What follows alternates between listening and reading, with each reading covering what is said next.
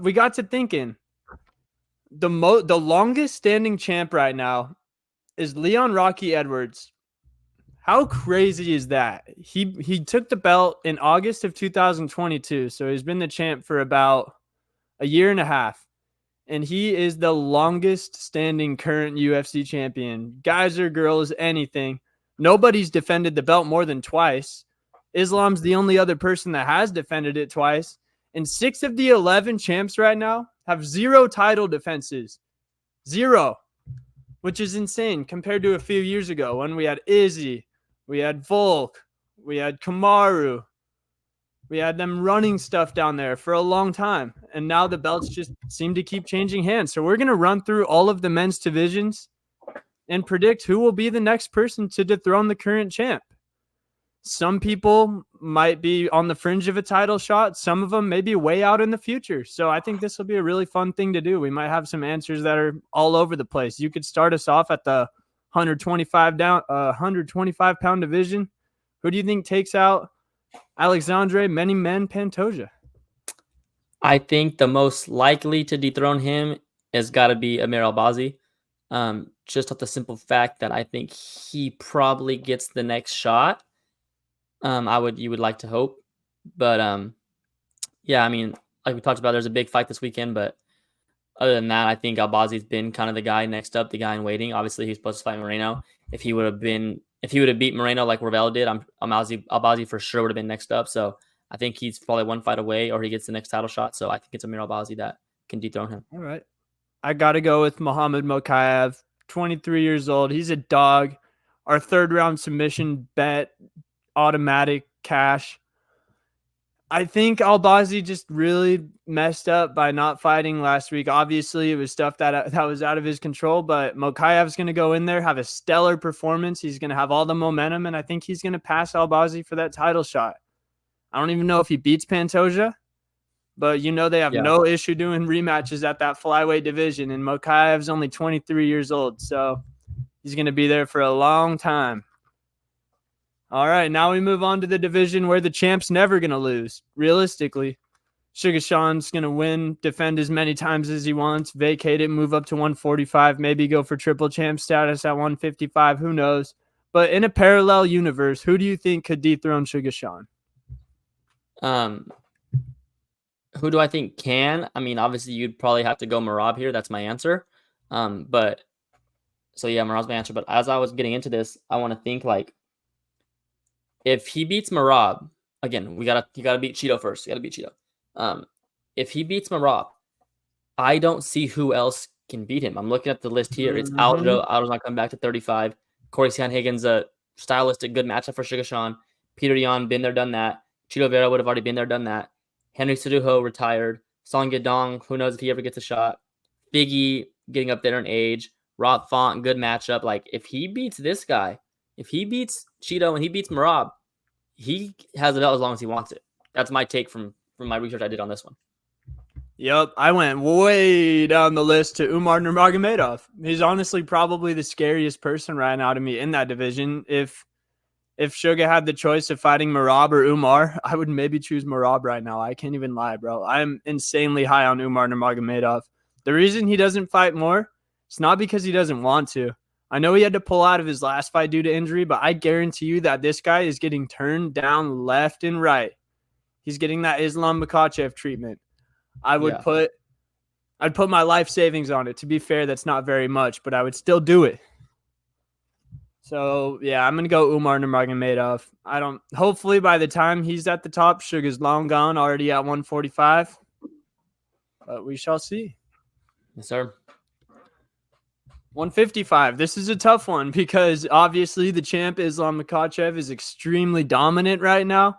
It might be a while before somebody beats him. I'm guessing we're going to have some pretty random ones on this one. What do you got for us? Oh, I skipped 145. My bad.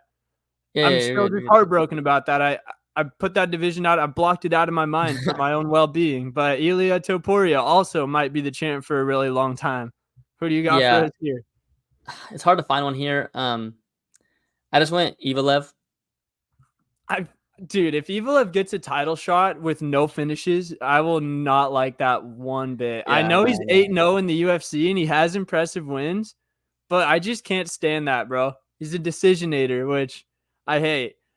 So I kind of I cheated here. Can't lie. I said Max, but if Max doesn't fight Ilya, then I'm going Diego Lopes. Mm, Call me crazy, but I mean he almost beat Evil on a short notice fight, and he has been on a tear lately. I know that he had a rough start to his career, lost in the Contender Series, worked his way back, but he's 29 years old, still has probably 3-4 more years at his prime in that featherweight division. If he goes on a tear like he has been, I think he could be the guy to beat Ilya, or at least has the best chance of beating Ilya. I don't really know if anyone is besides. I should have said Sugar. Actually, what am I doing? yeah. Damn, Yeah, that's true. that's the That is one. true. That's the one. That's the one, yeah. Um, lightweight division, I went with my guy Arman Saryukian. I just Mm. think he's technical. I think he's the best. He's a top 5 guy, I think. Yeah, oh, for After the sure. old guys, I think he's up there. I think he's going to be winning for a long time. So, yeah, I mean, it's a shot in the dark, the way that Islam looks, but I think that's who I'm going to go with is Saryukian. Hey, he's one crazy performance away from the title shot. The cards can fall a lot of different ways after UFC 300 Yeah. with Max Gaethje, Charles Saryukian, but he could very well be getting that next title shot. I went Benoit Saint Denis here. He's 28 years old, 4 years younger than Islam. That's my key. Even if he doesn't beat Dustin Poirier, I think he will right now. But even if he doesn't, he still has 4 years in the bank on Islam. So say Islam holds on to the belt for another 3 years. He's 35. Saint Denis, Islam would be 36. Saint Denis would be 32. I like that a lot for my guy Benoit. A lot of those lightweights above him are a lot older than him, and the guys below him are a lot younger. So Yeah. he's going to be one of those guys age-wise at that sweet spot to take out Islam. I kind of just looked at that because Father Time's undefeated. And I don't really know who could defeat Islam right now besides Father Time. Yeah, I agree. Welterweight, we might have the same one here. There's a pretty popular answer, I believe. So who Yeah, do it's you gotta be think it's is gotta be most Shavkat. likely? Yeah, got to be Shavkat Rakhmonov, 29 years old, insanely well-rounded, has a good style to beat Leon, could probably withstand him on the feet, keep up, maybe not beat him, but when he gets him to the ground, it might be trouble. Yeah. I think Leon holds the belt a while, man. He's really good, bro. Seeing how he looked against Bilal, I mean, Bilal's as good of a grappler as you'll find at that 170-pound division. He was hurting Bilal before Bilal got saved by the eye poke. Yeah. All right, 185. I got a weird one here. This division, the belt has changed hands the last 4 fights. Ever since Izzy defended it, nobody has had a successful defense. So Hey. I could guess who yours is. Yeah.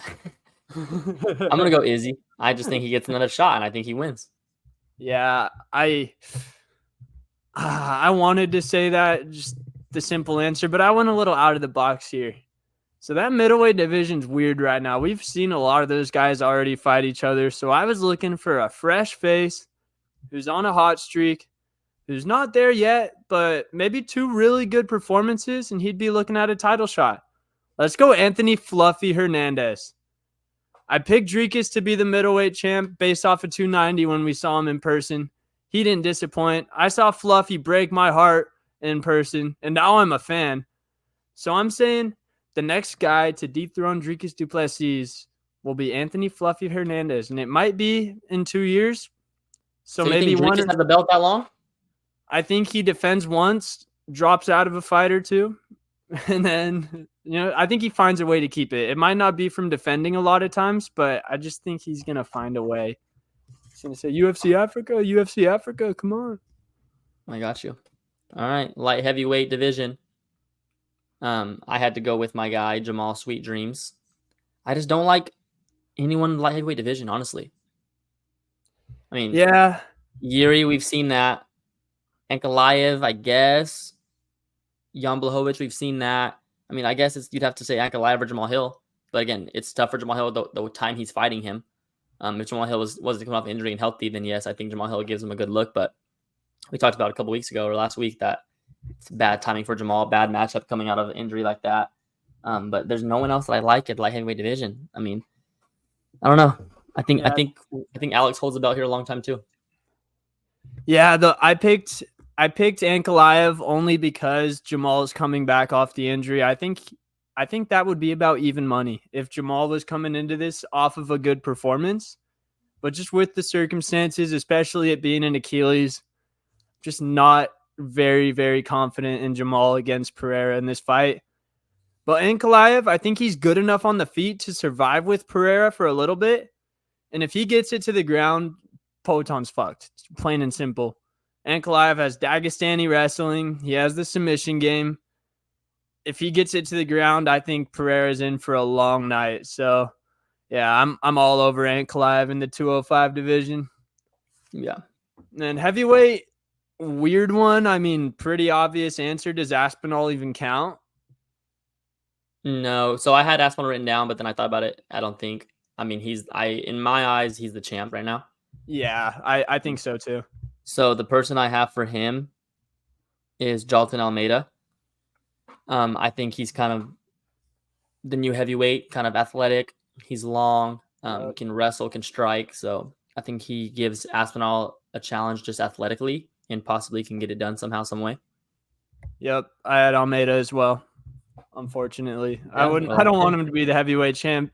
It'd be about his least exciting heavyweight championship fights as you could have, but it might just happen. Speaking of heavyweight,